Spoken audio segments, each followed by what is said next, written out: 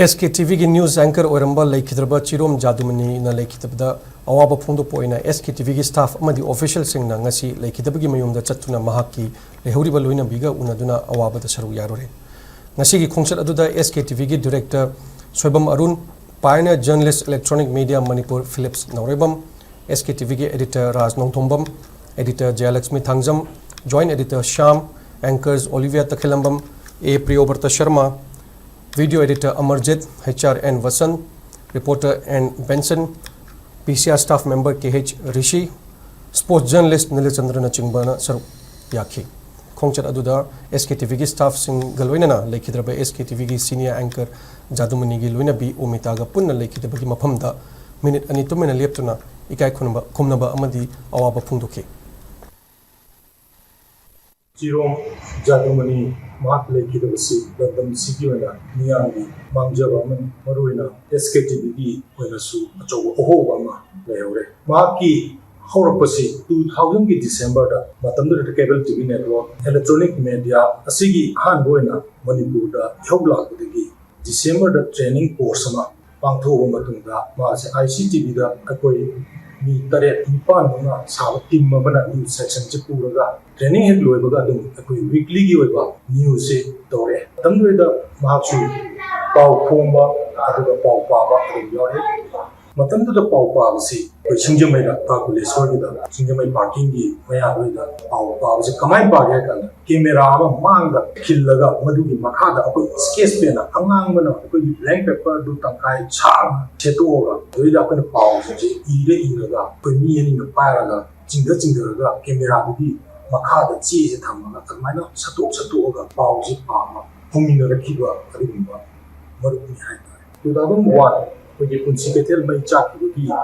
मतलब दूर से कोई सी उनका उनका आगे दारगा पाव से लो रगा कोई ना मतलब यूं डर कांड मारे कम सांग बनी ना कोई यूं डर चाक सामी मनागा मातसी मतलब कोई देखा इधर तेरा दा मेरी रिलेटिव बंदा गुरु है ये पति ये रोगे एक रिलेटिव इधर ले गया ना मार तो रगा हौर की बनी विनर की बनी तसेंगना मागसी मतमदुइदा पाव फोंबा अदुगा पाव पाबसु तोरा मतुंगा सोमना कंदा अखोगी सिंग टीवी ना मा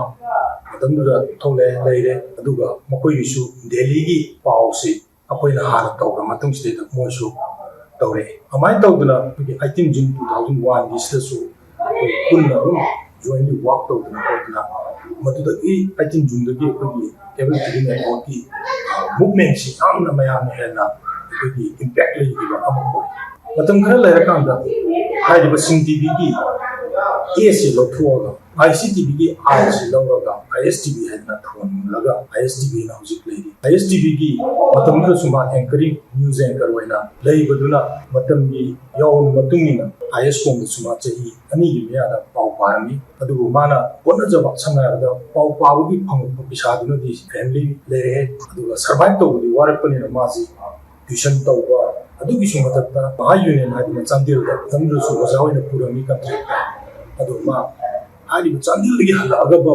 pau ba sima pamjaba ma na bida jaba du sim kham ma list ta oi ni na ma chu adu pau adu pai wa na la ga su adu ma khanga ga ha di ba pamjiruba magi sinkam sta dum lupsagi haitare adugi matungda SKTVC manipurda kogi sapong lakpasi 2024 February tang tamanga stage da ekoi phone pas da su dinkala pas da su magasi join da ga hariba news anchoring sima da magi last oina SKTV da mana pau paramaga dei da basi last mana pau paramasi prime time July tang Kunkatare 2025 si taman nuai tasena mana pamjaba mana tajaba singpam se madum chola ju chona magi mathau se mo pangthoki haita do magi magi matik magun hairagati maja khara creative idea leiba du mamisha kamani yana soft spoken leiba mi mo yam kanna ngangjaba dugi su matatta yana mathau de makunin changba yana beautiful leiba personality duga magi oja oina tuition angang kya tuition tawraki adagi magi chhatra chhatri kya ama koi position holder mari am puthom nuai te ma koi irak dagi chatti bai base yamna nuai taba leba miyam yoina pamjabani ꯑꯗꯨꯒꯤꯁꯨ ꯃꯊꯛꯇ SKTVꯒꯤ ꯑꯣꯏꯅꯁꯨ ꯑꯆꯧꯕ ꯑꯍꯣꯕ ꯑꯃ ꯂꯩꯍꯧꯔꯦ ꯍꯥꯏꯕꯁꯦ ꯑꯩ ꯃꯤꯌꯥꯝꯗ ꯊꯝꯖꯔꯤ ꯂꯣꯏꯅꯅ ꯃꯥꯅ ꯂꯩꯈꯤꯗꯕꯗ ꯊꯃꯣꯏ ꯁꯣꯛꯅ ꯅꯨꯡꯉꯥꯏꯇꯕ ꯐꯣꯡꯗꯣꯛꯆꯕꯒ ꯂꯣꯏꯅꯅ ꯃꯍꯥꯛꯀꯤ ꯏꯃꯨꯡ ꯃꯅꯨꯡꯒꯤ ꯑꯋꯥꯕꯗꯁꯨ ꯁꯔꯨꯛ ꯌꯥꯖꯔꯤ ꯍꯥꯏꯅ